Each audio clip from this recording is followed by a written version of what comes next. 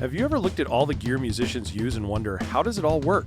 My name's Dustin, and my family and I are setting out on a quest to inspire both adult and kid musicians to create new sounds together and learn all about what it takes to produce great music. We'd like to invite you along on the journey as we explore the gear professional studios, musicians, and hobbyists use to create their art. We'll take a close-up look at the gear and ask, what's this button do? Hello and welcome to this week's episode of What's This Button Do? I am your host, Dustin, and today we're going to start the first of a series of how to make your first pedal board videos. I've had a lot of questions coming into me and had a lot of discussions when I've done live events about pedal boards, and especially from people who have never built a pedal board before. They're always coming to me going like, hey, I play this genre of music. I'm thinking about building my first pedal board. What should I get? What items do I need to get? And everyone looks at me the exact same way when I start suggesting certain things. There's always one thing that I suggest to every single person, and it always gets a weird look. And I want to tell you about that today because this applies to every musician, every genre, anyone who uses pedals. I promise you, this will be important to you. And guitarists who have been playing for a while and who agree with me on this, I'd love you to comment down below and just tell me if I'm right or if I'm wrong, because I truly, truly believe this, and I think it will impact you as you go forward.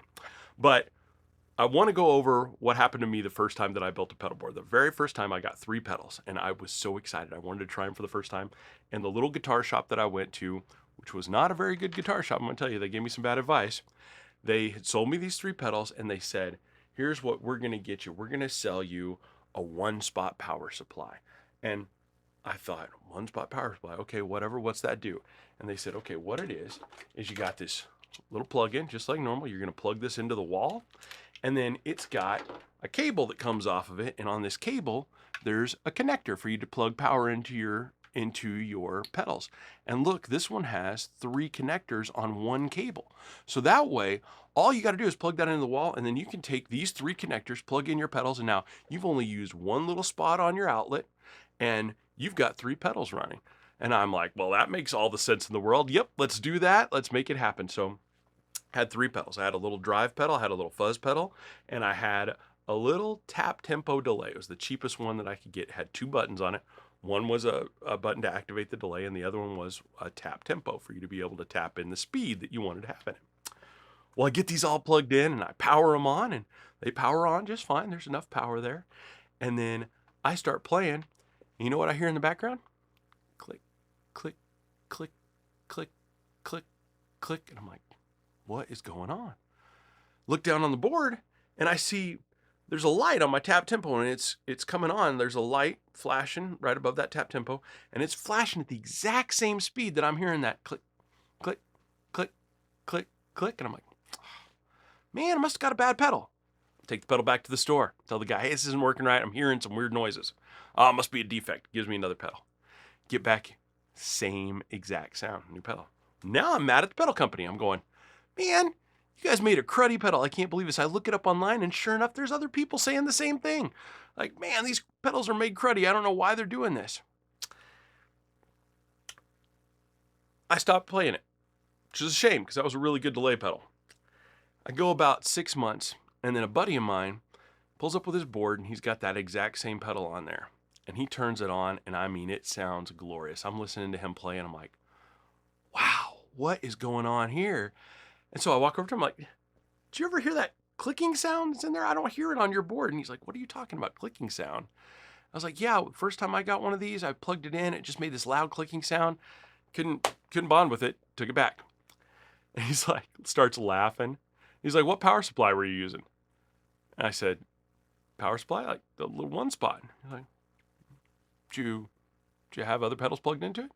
Yeah, one of those daisy chain things. He just starts laughing. He's like, yeah, don't do that ever again. Like, what are you talking about? So we have this whole conversation about isolated power supplies. And he shows me this. This is made by One Spot, same exact company as that does the little wall outlet pieces, but this is the One Spot isolated power supply unit. And it's a box, and it's a big old honking box. It weighs a goodly amount of weight.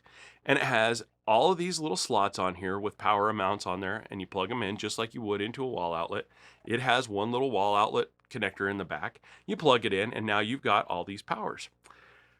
What I didn't realize is that each one of these is isolated on their own little transformer. So when you plug them in, they're not interfered with and not drawing power from the other pedals in the chain. This made a massive, massive difference, and my mind had never even thought about that. So when somebody comes to me and asks me, what is the most important thing on your pedal board? I tell them the power supply. I truly believe the way that you power your pedals will change your sound drastically. So I thought today we're going to look at power supplies, how to use them effectively, and what you should be looking at when you're shopping for power supplies. So join me over at the board. Let's talk about this a little bit in more detail, and hopefully by the end of this, you'll understand why I think it's so important. All right, so today we're going to run through a little hypothetical situation. So I picked out 3 pedals that if I was going to start a little small board today, these would be 3 pedals that I would absolutely consider using and that I would suggest to people to use. So I thought we'd start off there, and let's say we got somebody who just wants to play a little bit of rock music. They want to get a little fuzzy every now and then, and they want to have a nice delay. Maybe they've got themselves a little Blues Junior amp that's got a reverb in it, so they don't need the reverb in there. It sounds good by itself. They just want something to enhance the tone of their amp. So what I've done is I've picked out an MXR Duke of Tone for my overdrive tone. I've got a Walrus Fundamental Fuzz for my fuzz tones, one of my favorite fuzzes of all time. And then I have got the Line 6 DL4 Mark II. Now, the DL4 is one of the most famous, universally loved delays of all time. This is the newest version of it, but this could be an old DL4 Mark I, II. These are everywhere. And I think this will demonstrate exactly what I was talking about perfectly for you, because this has the tap tempo delay, this has a lot of features onto it, and it has, more importantly, a higher power draw. Now, what does that mean, Dustin? For those of you who are just starting out for the first time, why am I so worried about the power on my pedals? And this is something that I did not realize when I first started out. So back in the day when pedals first came out, almost all of them were powered by 9-volt batteries. You had batteries in your guitar. Half of them didn't even have jacks in the back for you to be able to use external power supplies. They just had the option for a 9-volt battery. So if you go to an old Mutron or an old original Big Muff, there was no extra way to power it. You have to use a 9-volt battery on those unless they've been modded in some kind of way. And when I found that out, that blew my mind too. I'm like, man, and I even have an old EHX fuzz that is only battery operated, and my old Mutron is old battery operated, and it blows my mind that there are still pedals out there that do that. But that was a giant pain in the rear, especially for touring musicians. You had to swap out your 9-volt batteries before every gig, otherwise there was a chance that battery was going to go dead, and then when you turn on your pedal, it was a mute pedal. Then you suddenly had no sound coming through your pedal, and that drove people nuts. So eventually pedal companies started adding external power supply options to their pedals. When they did that, every single power takes a different amount of, or every single pedal takes a different amount of power. For instance, I think these 3 are the perfect example. The Duke of Tone is powered by 9 volts of power, which is a standard like a 9-volt battery, but it only draws 6 milliamps of current, which is a minuscule amount of current. For instance, that little 1-spot power supply that I showed you guys earlier, that is a 9-volt, and it has 0.8 amps of current. So a milliamp, just a micro amount of that amplifier, of that amplitude that's coming through there. So if I was to daisy chain a dozen of these up on one spot power supply, honestly, probably wouldn't cause any problems at all. I could do that. It would sound great. You wouldn't have any issues with it because it's drawing so little power. It takes so little energy to actually power that thing. And there's nothing crazy going on with it that's going to cause any kind of weird interference with each other. Probably be fine to daisy chain those together because it doesn't take any energy to power it. The Walrus Fundamental Fuzz is a little different. This is still a 9-volt powered pedal, but it takes 100 milliamps of power to power it. So you're talking a pedal that this is 6, this is 100. So it takes more than 15 times the amount of power that this one does to power that pedal. So I could not daisy chain a dozen of these together and use that same power supply, or it's going to overload that power supply and I wouldn't be able to get enough power draw out of there. So there is some math involved when you're trying to figure out if a power supply can power your pedals with enough energy to be able to actually turn them on. And nothing shows this better than our friends over at line 6 here, this Mark II. And you'll see this on a lot of your pedals. If you can't find it on the pedal itself, you'll be able to look it up online if you just go to their websites and look up. But this one has conveniently placed it on here. This takes a 9-volt DC in power supply, taking 500 milliamps of power.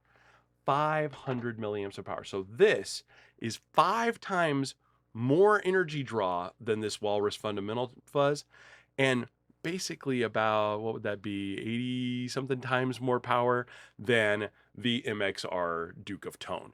So phenomenal more amounts of power being drawn to that in order to power it on and in order to use all the features that are in there. And you'll see this on a lot of digital pedals. There are some digital pedals out there that take 800 milliamps to power, and there are a lot of power supplies that don't even go up to 800 milliamps. So that is a really, really, really big deal. So it is important when you are first designing your power board, the pedal board, the first thing you need to do is figure out how much power do the pedals that you want to put on that board need in order to operate, and that is going to tell you how much of a power supply you need.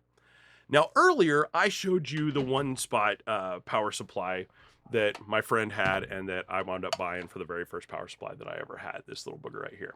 Now, I'm going to see if I can get the camera to focus on that. You can see it's got all those little slots on there, and you can see under each one of these, it actually tells you the amount of power that it puts out. You got an 18 volt 100 milliamp, 18 volt, you got a 9 volt 100 milliamp, all of these are right there. And then over here, you've got some 9 volt 250 milliamps. And then up here, a 9 volt 500 milliamp and a 9 volt AC 800 milliamp. Now you will notice there are red boxes around the 9 volt AC milliamp and the 18 volt 100 milliamp here. The reason for those red boxes is there's something else that we need to pay attention to with power when it comes to pedals. You see, there are a lot of pedals out there that take 9 volt power supplies. There are a lot of power supplies that are 18 volts, and you will have little wall warts. That's what they call those little, like kind of like the one spots that we talked about earlier. They call these little boxes wall warts. There's a lot of those floating around out there, and you will have a ton sitting around in your house. Do not use one of those to power a pedal until you have actually checked the supply itself. On the back here, there's going to be little information that you're going to see on the pedal itself. On the wall wart itself.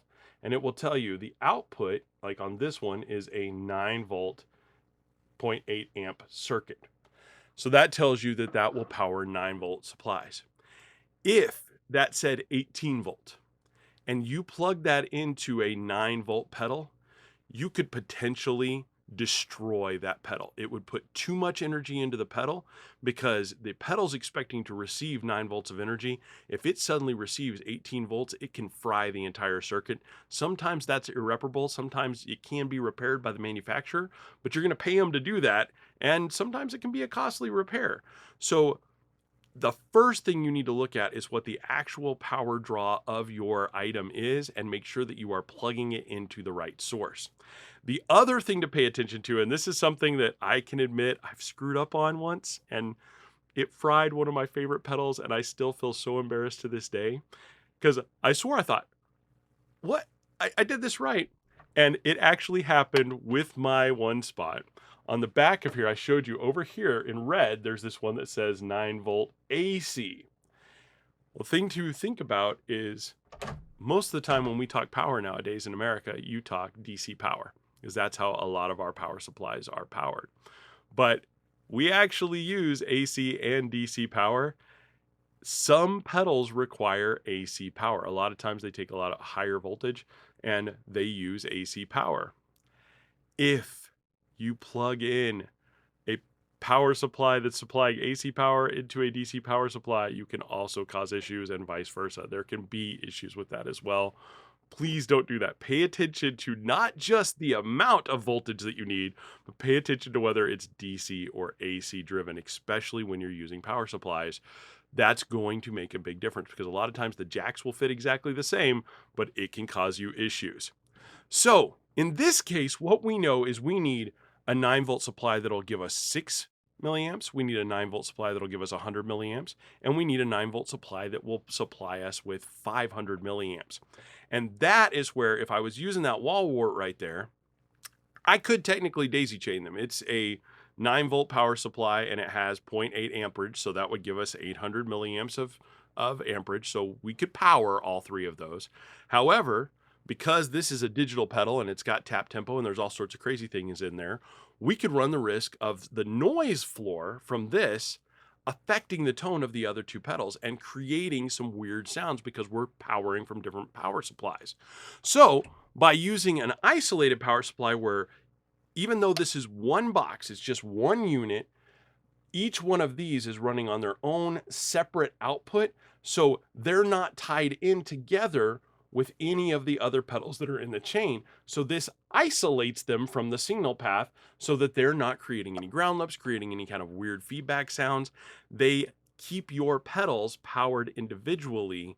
Even though you're only plugging one thing into a wall outlet, it's taking that one thing and breaking it into 10 or 12 or however many outputs each one of your power units has. It breaks them into individual isolated supplies so that that energy is coming out clean and just to that one unit. That is the beauty of an isolated power supply. Now, over the years, I have played tons of different versions, and I know some of you are already thinking, so Dustin, is one spot the best one to go with? Honestly, I'm not going to be a snob here. I'm not going to tell you that one is better than the other because, quite frankly, for the most part, as long as it's an isolated power supply, you're going to get pretty good, decent quality with most of these, especially like One Spot, Voodoo Labs, Walrus Audio has some killer ones. Those are all, as long as it's a reputable company and they're good at what they do. Strymon makes an insane one. It's a little expensive, but it's insanely good. I'm not snobby enough to tell you you need to buy the most expensive one you can get. The little One Spot one is one of the less expensive ones. MXR even makes one that's actually pretty inexpensive. And I'm going to tell you, I played them all. They all worked. They all kept your sound clean. I'm impressed with them. Now, personally, if you ask me, Dustin, what's your favorite? My favorite is actually a brand called Cioks, and they are not sponsors of this show. This is not a sponsored content thing. I don't do that here on this channel. For those of you who know me, that's not me. Cioks makes isolated power supplies, and it's CIOKS. It's spelled a little different than it sounds. But they make a series called the DC series, and they make AC power supplies, DC power supplies. This one is a DC power supply, and what they do on theirs, it's kind of cool. And I'll put this, let's put this under the main screen here so you can kind of see it. What they've done here is you've got 7 channels on this, and it's even got an expander for you to plug in another unit that has 8 more on there. But you plug this into a wall wart, just like you would, and then what you've got is little dip switches. So each one of these, if the dip switches are down, they default to a 9-volt DC power supply, giving you 660 milliamps out of each one of these units. Now, that is more than enough to power just about anything that you could want to power out there, but you can adjust the dip switches to turn them into a 12 volt or a 15 volt or an 18 volt. So that way, if you need to actually power a more powerful unit that maybe uses 18 volts, you can do that just with the flip of a switch. The other cool thing about this is it also tells you if you're starting to use a lot of the power and you're maxing the item out, it will tell you that by those little lights up. But you'll also notice it's incredibly thin. When I compare that to my One Spot, this thing is bulky, bulky, bulky, bulky, bulky. And the problem with that is you're building a small pedal board and you want it to be lightweight and you want it to fit underneath the pedal board. Sometimes pedal boards are just too thin. And if you try to put one of these One Spots or even like a Voodoo Lab style pedal supply underneath them, it's too thick. It overloads it. It makes it bulky. And sometimes your pedal board will be kind of like rocking back and forth on top of your power supply. That's why I love the Cioks ones because I did it again, Cioks. That's how I've been calling them that for years. But that's why I like these because they're so thin. And I'm going to tell you, I have been playing these since they came out. And I was initially worried because of the thinner units. I thought, and you'll hear like the fans come on occasionally on the One Spot and on the Voodoo Labs. They've got pretty decent sized fans in there. Well, with a smaller unit like this, you don't have as big a fan. And I noticed there's not a lot of venting slots on here. So I was really worried when these first came out. I thought, man, are these going to overheat? I'll tell you, I've never had one go out on me. And I have played some of these all day long, really pushing the power out of them. I've been so impressed by how these hold up. And when you're touring, you can beat the crud out of these. So a lot of touring musicians out there are using these now. Now, I will also tell you, these are some of the most expensive power supplies out there. So if you are on a budget, and especially if you're starting out for the first time, maybe start with the One Spot, unless you're just really want to invest initially into something that's going to last you a lifetime. I would start with something cheaper. That way you don't have to waste a ton of money. You can save your money to find the pedals that you want and get the best stuff for your bang for your buck. But when you're eventually ready for it, I can wholeheartedly say these are some of the best power supplies I've ever seen, and they continue to evolve and get better and better and better.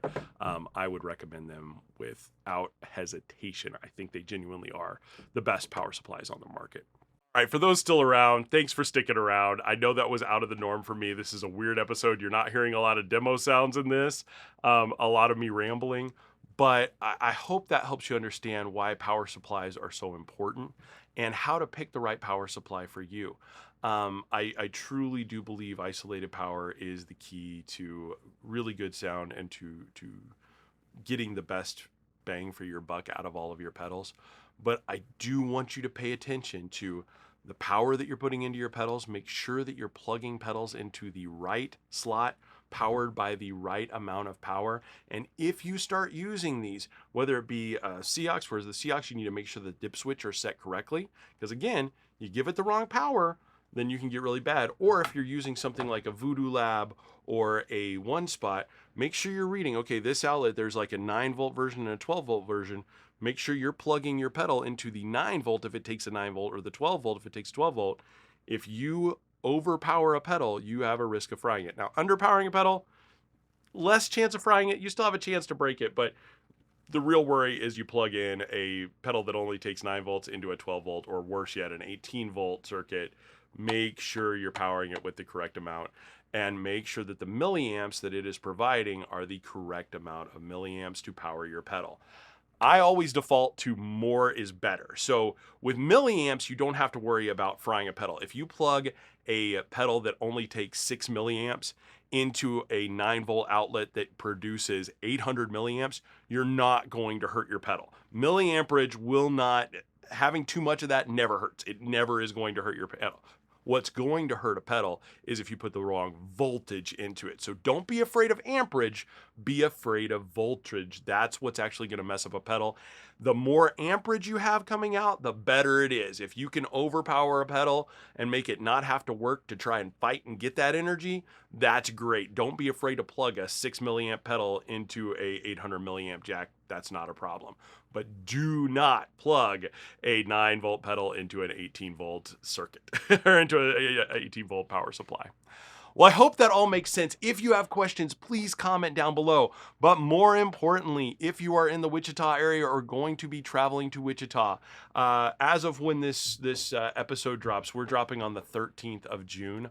On the 21st of June at 5 p.m., and actually all day long at the Palen Music Wichita store, they're going to be hosting a Make Music event with all sorts of activities, fun things, people playing. There's going to be giveaways. There's going to be all sorts of coolness there. But at 5 p.m., I'm actually going to be up at the store, and we're going to be doing some pedalboard building clinics. And our friends over at Pedal Train have donated some pedal boards for us to use. Our friends at Walrus have sent over some of their new canvas power supplies, which I'm super excited to try because they're a lot like these isolated power supplies. I think they're going to be really, really fun. They've donated some of those. So we're going to have some fun things. We'll do some giveaways. We're going to show you how to put together a pedal board initially so that you can kind of see how it all works and comes together. And we would love to have you there. There is no cost to come in there. there. Please join us. Bring your pedal board if you want to mess around with it. Try some different things. Try some different pedals. We'll have a bunch of pedals there for you to plug into your board. Try them out. And then we'll also be helping give tips and tricks and helping you to modify your board and get the sound that you're looking for. So please, please, please come down and join us if you get a chance. And hopefully, if this goes off okay, we'll be doing some more of these clinics at all of Palen's other shops as well in the near future. So I'll let you know whenever those are going to be. Well, as always, thanks to my friends at Palen for having me out. I'm so excited for that. If you get a chance, please go to their website, check them out. If you're not in the Wichita area, they've got shops all over Kansas, Missouri, Arkansas, Oklahoma. Check them out if you're anywhere in any of their local areas. And if not, check them out online. They got some really cool stuff on there as well. And if you get a chance, please go visit me over on Instagram at What's This Button Do Dustin.